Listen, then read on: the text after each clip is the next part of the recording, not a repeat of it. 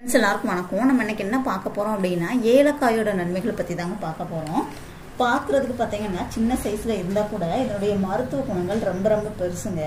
நம்ம கிச்சன்ல இந்த ஏலக்காய்க்கு மட்டும் சிறப்பான ஒரு இடம் இருக்கும். இந்த ஏலக்காயிலிருந்து வரக்கூடிய நறுமணம் விரும்பாதவங்க இருக்கவே மாட்டாங்க. அந்த அளவுக்கு இதுல நல்ல நறுமணம் இருக்குங்க. நம்ம வீட்டில் இருக்கக்கூடிய மூலிகை பொருளான இந்த ஏலக்காய் பற்றி நம்ம இன்னைக்கு பார்ப்போம். டெய்லியும் ஒரே ஒரு ஏலக்காயை உணவில் நீங்கள் சேர்த்துட்டு வந்தீங்க அப்படின்னா நம்ம உடம்புக்கு பலவிதமான நன்மைகள் கிடைக்குதுங்க.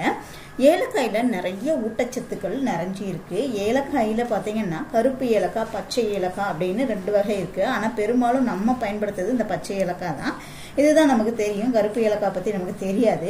ஏலக்காயில் நமக்கு கிடைக்கக்கூடிய நன்மைகள் என்ன அப்படின்னா வாயு தொல்லையை நீக்கி ஜீரண சக்தியை அதிகப்படுத்தும். அது மட்டும் இல்லை, நல்ல பசியை தூண்டக்கூடியது ஏலக்காங்க. சின்ன குழந்தைகள் இருந்து பெரியவங்க வரைக்கும் வாயு தொல்லை, ஜீரண சக்தி பிரச்சனை, அப்புறம் பசியின்மை பிரச்சனை இருக்கிறவங்க ஒரே ஒரு ஏலக்காயை மட்டும் தண்ணியில் போட்டு கொதிக்க வச்சு அதை வடிகட்டி குடிக்கும்போது வாயு தொல்லை நீங்க நல்ல பசியை உங்களுக்கு தூண்டுங்க. ஏலக்காயில் உள்ள சத்துக்கள் பார்த்தீங்கன்னா பற்கள் உள்ள கிருமிகளையும் பாக்டீரியாக்களையும் அழிச்சு வாயு துர்நாற்றத்தை போக்கி வாய்க்கு நல்ல புத்துணர்ச்சி தரக்கூடியது ஏலக்காங்க. ஏலக்காயை கஷாயம் செஞ்சு குடிச்சிட்டு வந்தீங்க அப்படின்னா ஜலதோஷம், இருமல், தும்மல், மூக்கடைப்பு இந்த மாதிரி பிரச்சனைகள் உங்களுக்கு சரியாயிருங்க. அஜீரண கோளாறு உள்ளவங்க ஏலக்காயை மிளகு கூட சேர்த்து நெய்யில் வறுத்து அதை நல்லா இடிச்சு பொடி மாதிரி செஞ்சு சாப்பிட்டு வந்தீங்க அப்படின்னா ஜீரண கோளாறுகளுக்கு சிறந்த இயற்கை மருந்து அப்படின்னா ஏலக்காயை சொல்லலாங்க. ஏலக்காயில அற்புதமான நன்மைகள் இருக்குது.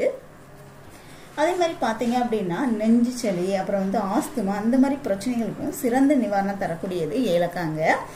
இந்த ஏலக்காயும் மிளகையும் பொடியாக்கி சாப்பிட்டு வந்தாலே போதும், நெஞ்சில் உள்ள அந்த சேர்ந்துள்ள அந்த ஒட்டுமொத்த சளியையும் வெளியேற்றிடும். ஏலக்காயை டீ இல்லைன்னா பாயாசத்தில் போட்டு குடிச்சோம் அப்படின்னா நல்ல டேஸ்டாக இருக்கும். அது மட்டும் இல்லைங்க, ரொம்பவே உடலுக்கு ரொம்பவே ஆரோக்கியத்தை அள்ளி கொடுக்கக்கூடியது. அதே மாதிரி பார்த்தீங்க அப்படின்னா ஆண்களுக்கு ரொம்பவே நல்ல, அதாவது ஆண்களுக்கு நல்லாவே ஒரு ஆண்மை தன்மையும் அதிகரிக்கிறதுக்கு இது ரொம்பவே சிறந்ததுங்க.